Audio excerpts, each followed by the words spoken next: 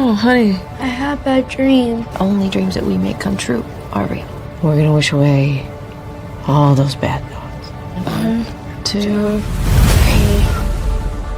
I promise you, my son, our lives together will be special.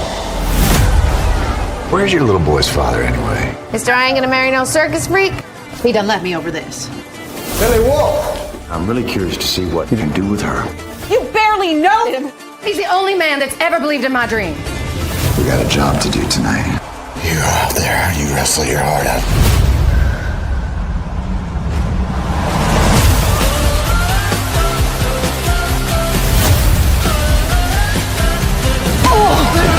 We can headline arenas. I know that we can.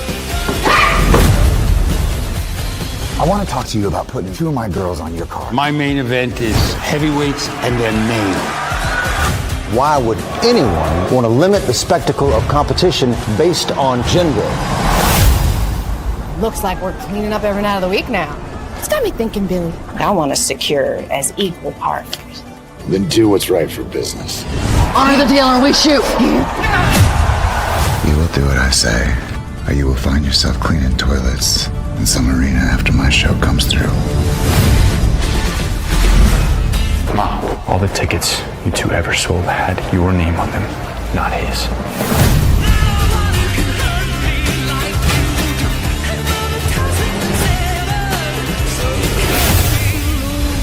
Mr. McMahon. How can I get a guarantee that my ladies can wrestle in the state of New York? Let's show them how we do it in the South.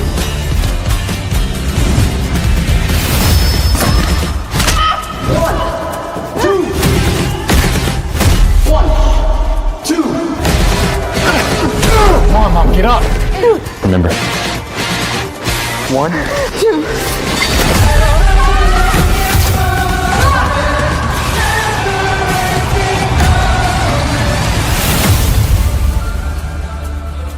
Hello, everybody. Welcome to Working the Indies. I am Joe Compton, and as always, joining me is my co-host, my right to my left, the one and only, the man, the myth, the legend, too sweet to be sour, the greatest babyface you've ever met, and the most dastardly heel you ever had a nightmare about, Bryan Tann. I had gotten word that Queen of the Ring was going wider into the world, and so we had an opportunity to talk about this moment in history, good old Southern wrestling. And there's only one person I could think of that we could have to do the Southern wrestling and talk about this particular story and have, fun with this. And that is the man that's right there with us at the bottom there of your screen, everybody, the one and only Mr. John G. Hartness. So Mr. Hartness, please do introduce yourself. That's Joe's long-winded way of saying he has one Southern friend. Well, I have 2, you and Nettles. I am it, straight from your redneck Riviera, the Queen City, home of the greatest world champion in history, the Nature Boy, Ric Flair. I am John Hartness. I'm the founder and publisher of Falstaff Books. I'm an author with over 40 titles in print. As a publisher, I've published over 350 books.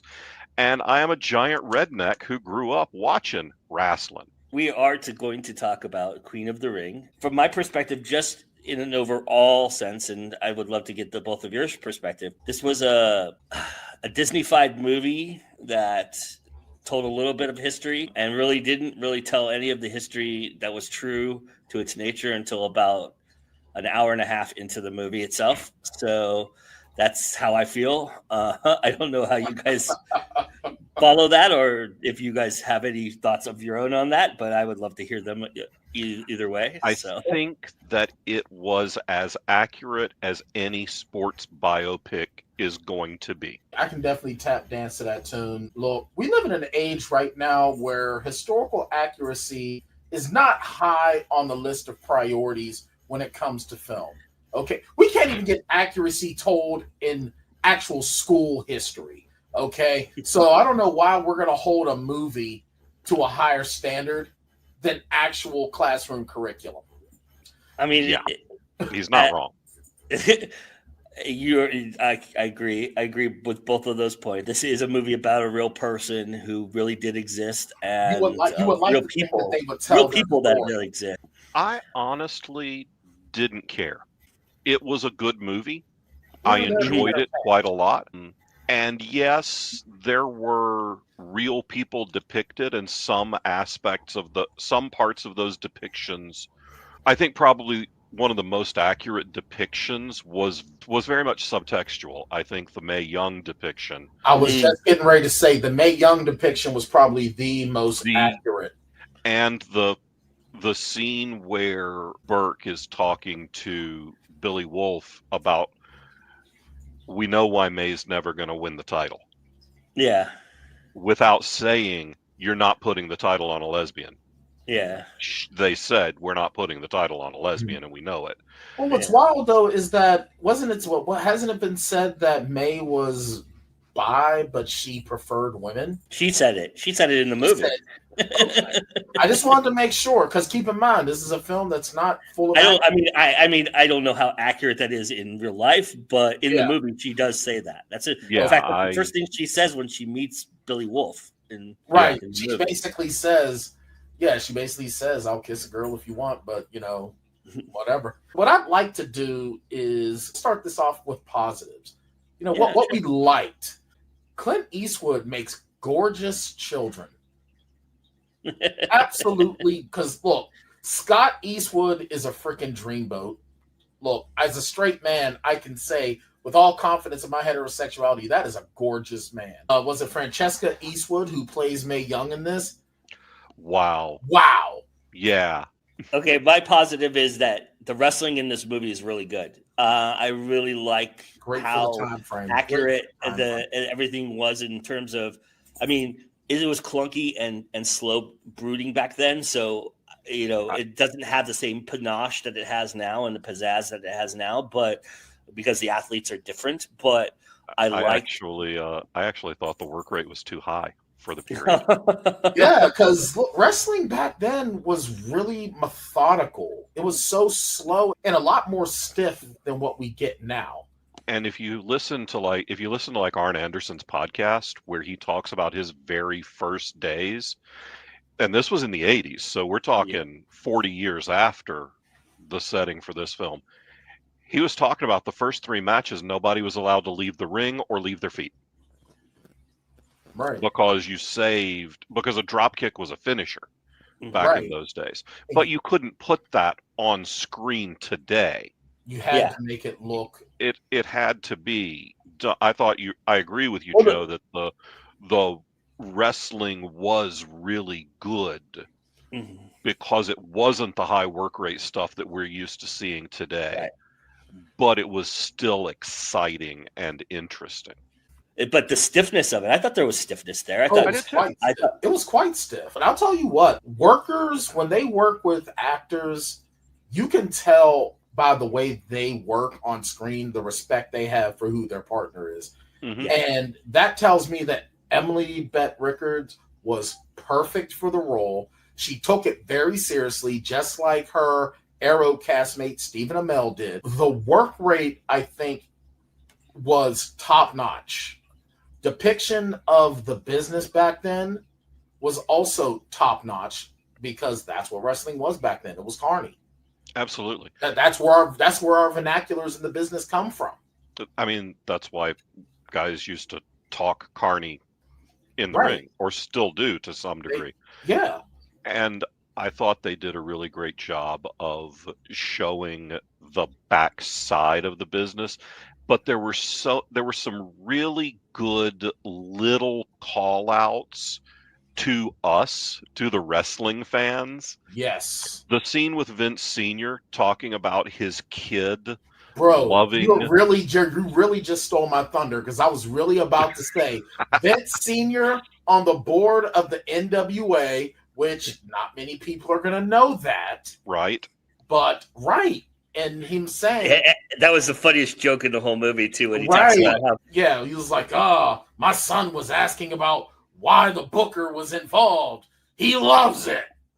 That was that was such an in-joke for us. Yes. And there were pieces of the movie that were obviously for people who know nothing about wrestling. Mildred Burke, the world's woman wrestling champion, gives Millie Stafford, the Canadian champ, a rough time in a title match at Washington, D.C.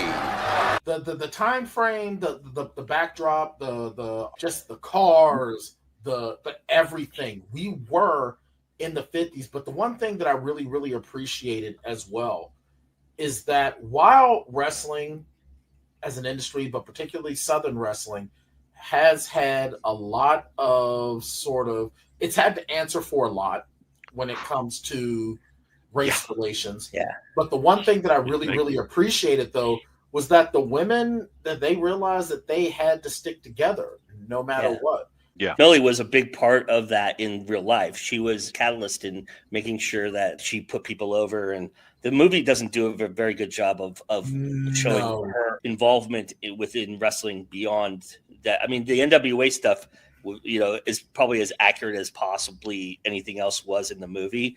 When she goes to the commission and talks to them, and how do we feel about Corny being in this movie? Jim Cornette being the president of the NWA. Oh, Jim Cornette. I mean, okay. I don't know that you could put anyone else in the business in that role.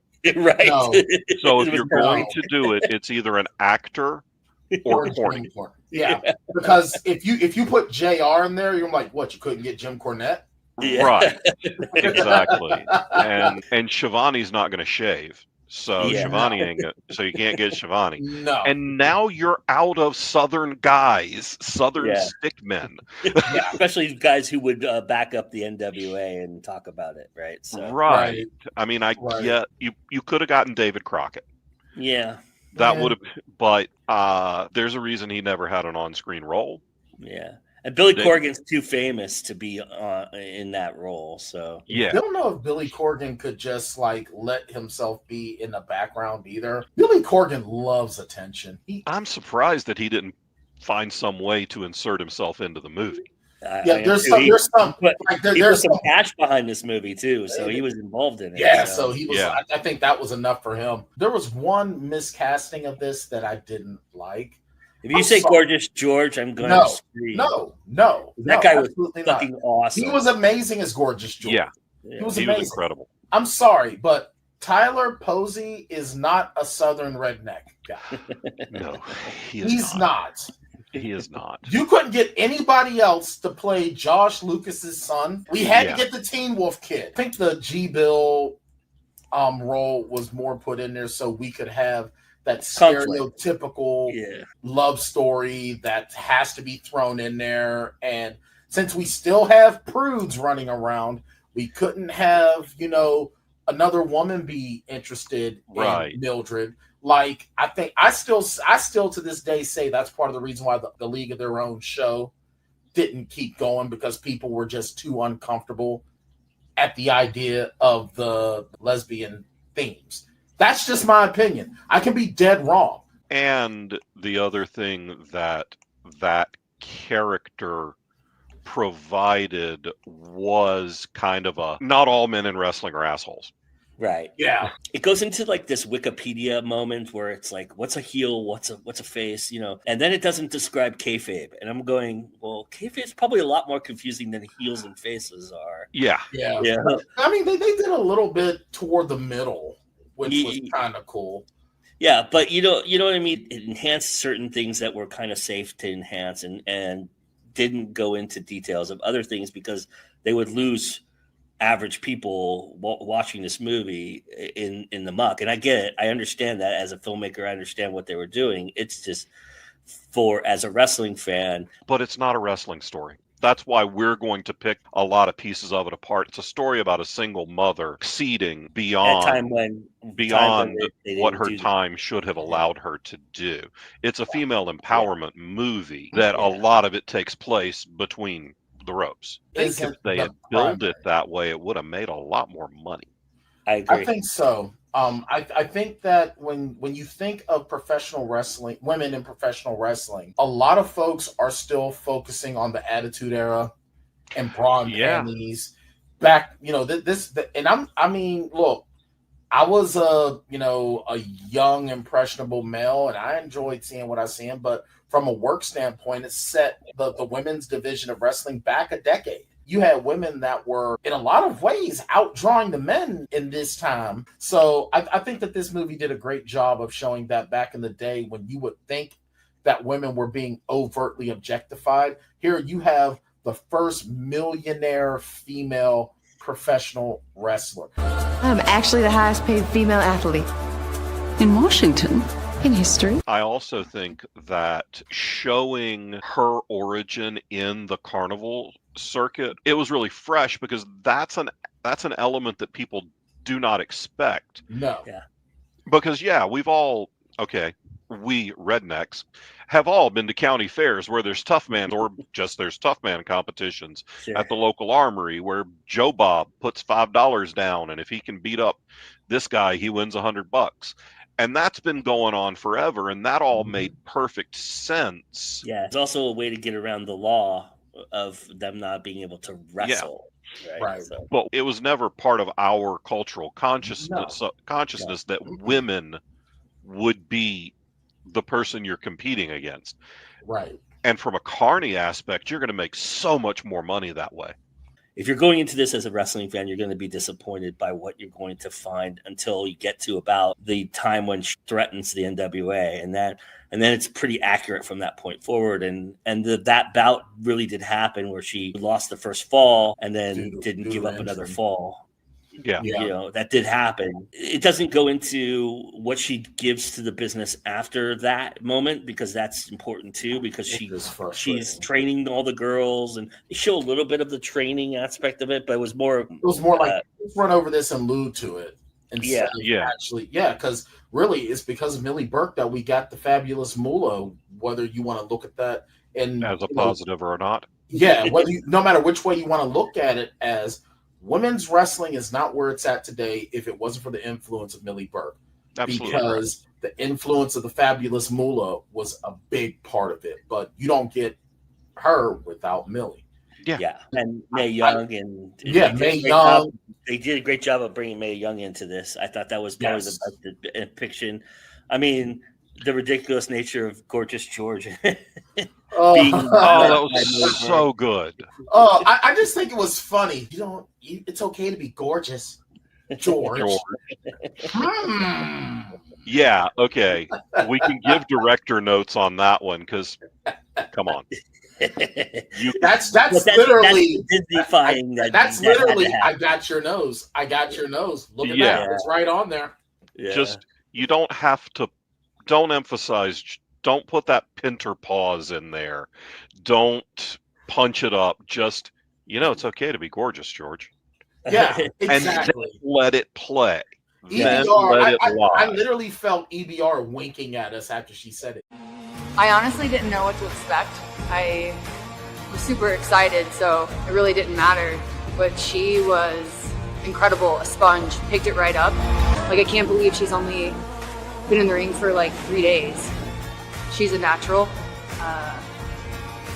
She's owning the ring already. It's like, I'm so impressed. Everything authentic about this movie works and on every level, right? And so that's the beauty of the movie itself. It's just, as a wrestling fan, I was disappointed in the idea of that not covering what really Millie Burke meant to. I mean, the title in the NWA is named the Burke. If you didn't know that, but the title, which Billy Corrigan owns. Yes, he owns Millie's belt. Yeah, I really enjoyed the movie. Yeah, it was entertaining. It was very entertaining. I went into it thinking, okay, well, this will be like Rudy or The Big Green or any other sports flick. It's going to be a sports movie. There's really good themes to this movie. It moves really well. It doesn't disappoint as far as like movies like this that happen to have, that kind of feel to Remember the Titans kind of feel to it, where, or Friday Night Lights. I wanted to mention this and get you guys' thoughts on it. I think the two really great moments for wrestling fans in this movie that are part of the movie part of it too is watching them break kayfabe when they do the promos for Gorgeous George and his opponent, and they get into character and then they get out of character. Oh yeah, and then promos that they had at the press conference where Millie just takes it and runs with it kind of idea and does the promo on and does a shoot promo, but it's really a work promo. I think that was those two moments were really, really well done. I love promo work. I love promo work so much. Like, honestly, I prefer the promos to sometimes what goes on between the ropes, because a lot of the times, especially if you're watching the main roster WWE. Yeah, because the promos are what really gets you invested. Look, how many times have we seen a drop kick and a power bomb, and no pile drivers really anymore, but we see these moves and we see the near falls on finishers, which still enrages me. But it's the promos that keep you interested. I'm not spending $30 on ESPN to watch a pay-per-view. I refuse to call it PLE. But I'll tell you what, I will go to YouTube for the promo work leading up to it. Oh, yeah. Like, I tune into YouTube every Thursday to watch whatever Max Caster said on the way to the ring. Most of the wrestlers were bit parts. Yeah. I mean, other than Camille. Yeah. Which she was really good for that role. Yeah. She was perfect for that role. But she was also the weakest actor in the scene she was in. Yeah.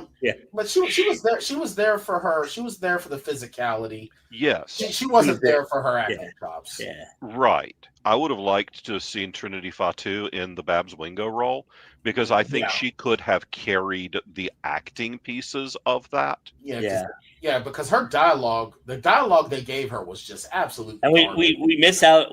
Part of why I'm upset about the Fabulous Moolah stuff was we miss out on Mickie James, who was cast as the Fabulous Moolah. Right. Yeah. Her scenes got cut. She did have, according to her, she did have a dialogue scene, but it got cut on the floor. So that's a shame. But that is an Moolah's problematic. Yeah. And it's not. It doesn't really tell this story. It's a different story. Yeah, Moolah shows up. Yeah, Moolah's an after the fact. Well, she's part of the. This is the thing is like the timeline gets skewed because she's part of the 13-man or 13 women battle royal to determine the new champion once they split. Wolf strips it from Millie, right? Right. She was part of it. It's weird to me though. So they kind of skew timelines with that, but the timeline is as wibbly wobbly as a Doctor Who episode. Yeah. Like you the only reason why time is passed on is because the kid gets older. Kid gets taller. Yeah. That's it. Like they get old really quick, which is weird too. It really does. Like the only person that had any sort of aging makeup was Bill Wolf. That was it. Can we talk about Josh Lucas for a second? Because I think Josh really deserves some flowers for this role, and also Emily Bett Rickards. I think both of them played these roles pretty well. I thought they were very well acted. What made me? She's a much better actor than we ever saw on Era. I was gonna say I judge how good of an actor a person is if I don't see their character that they're best known for. There was no Felicity Smoke anywhere. Her Southern cadence was very well done. Kansas Southern cadence, especially, like you didn't get no Alabama or Mississippi or Georgia in how she spoke. She was phenomenal, and I think even though Josh Lucas played a person who, even they said at his end title card, despite his faults, he did so much to bring respectability to women's wrestling, which is true. This is the first time I haven't hated Josh Lucas on Shit because he has among the most punchable faces in Hollywood. I'm sure he's a wonderful human being. And he usually plays douchebag roles too. He does. Yeah, you're right. He has a punchable face, and I've seen him in stuff, but it's always like he's that guy. Yeah. He's got to be that guy. He woke up and chose douchebaggery. Yeah. It's also interesting to note that given the the middle-aged white guy is going to apologize for the behavior of the middle-aged white guy. He's a product of his time. In a lot of ways, yes. In so many yes, ways, he was an abusive prick, and he screwed around, and the vast majority of men during that time were. I mean, if you take him and Vince McMahon, they're almost parallel to one another in terms of what they did for the business, but what they've also done to set men back 1,000 years. You know, yeah, was the both reason of them why had the same mentality, but they also. So you cannot deny it's the thing that we talked about, John, with Hulk Hogan. You can't deny the impact that Hulk Hogan had on this business. Yeah. I mean, we would not all be sitting here without Hulk Hogan. We would not all be sitting here without Billy Wolf or Vince McMahon. Kennedy McMahon, yeah. I mean, we wouldn't. It just is part of it. But they're also the reason why they're among the reasons that women choose the bear. Absolutely. Yeah. I mean, Vince McMahon is allegedly a sexual predator. Yeah, Hulk Hogan, to say that so Joe doesn't get in trouble. We don't have to say allegedly about Hulk Hogan being a racist piece of shit. He was an absolute racist piece of shit. Because he did, and two, it ain't libel if it's true, bitch. Right. And he admitted it. So he admitted being racist. He said that with his whole chest. Yeah. With all of that spray tan chest, he said damn shit. And Billy Wolf was a manipulative, philandering woman beater. And that's all that meant. That's men back in those days. It really was. And it's just like what I was saying about the work rate. Looking at the actions through today's lens, him behaving like 8 out of 10 men of his time casts him as the heel. It was really, really great to see Martin Cole also not be John Kreese. Walter Goggins too. I liked seeing Walton Goggins. Look, if Walton Goggins is on the bill, I'm there. I'm in. I would watch that man read the phone book. Seriously. Osmond's teeth and all. Think the film did a little bit of a disservice to the wrestlers that were cast is they didn't let them act. Right. Yeah. Tony Storm played timeless Tony Storm. Yeah. Yeah. And Camille played Camille. Yeah. Yes. And these women are actors. They are improving live in front of tens of thousands of people multiple times a week. Right. They have way more chops than they're going to be given credit for. You could have used more wrestlers in more acting roles. But if you can catch Britt Baker's cameo without looking up where she is, then let us know in the comments. There's the challenge for the audience right there. I appreciate it. Pittsburgh's own Britt Baker. All right. Well, John, tell everybody where they can find you on a normal basis, please. You can find me on my YouTube channel, which is John at Falstaff Books. You can find me at falstaffbooks.com or johnhartness.com. And if you're in the southeastern United States, you can probably find me at the nearest science fiction or fantasy book convention, because I'm probably going to be there. Well, all right, guys. Well, that's our show. Thank you for joining us. And why, Bryan? Because it's always time to go in.